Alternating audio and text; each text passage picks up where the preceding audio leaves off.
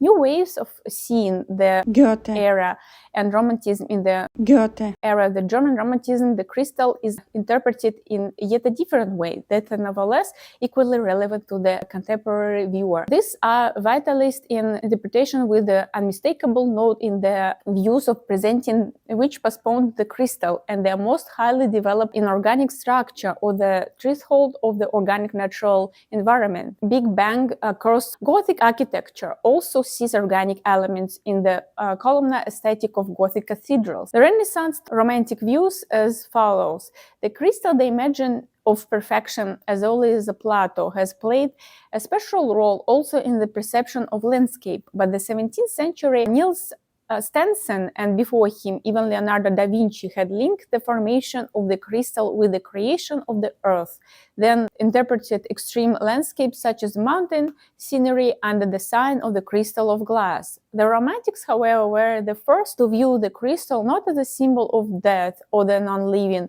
but as one of the highest forms of life itself. Stone of the crystal becomes a distinguishable mark of a complex landscape with which it is possible to equate a complex disposition. Everything that had previously been perceived as the locus horridus was now in Schelling, Goethe, Tierk novels and following them. In Albert Stifter as well felt as a symbol of a nature that was not hostile but rather a nature in which enigmatic life was expressed. The perfection of the crystal is no longer linked to romantic culture with the rigidity of death, but rather with the life that also accepts the inorganic as living. And Roland Mars, curator of the Finier Gallery in Koidelberg, similarly defines the stance initially taken by German Romanticism. If crystalline forms cannot be the organic cosmos, in the contemplating view into itself and nature worshipping manifest religiosity, the crystal which grows in the darkness of the earth to light of heaven became the halfway house for ontological dualism, outside, inside, inorganic, organic. Cosmos and eruption, death, life regime points out that the crystal and the formation of crystal were regarded and the German Romanticism in particular as the expression of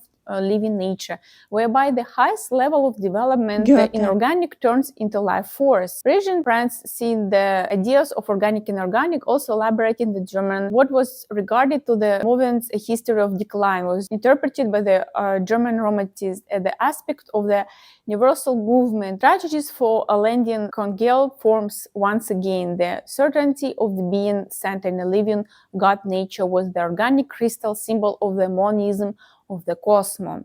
Surprising, therefore, that the commonplace was linked with the German Gothic and first materialized as architectural fantasy, which Friedrich Schlegel weaves into the description of the ruins of Cologne Cathedral. On the other side of the boundary looms a dark hostile to human life, in which nature is nevertheless inspired by me. This concept by nature is invoked by Hoffmann.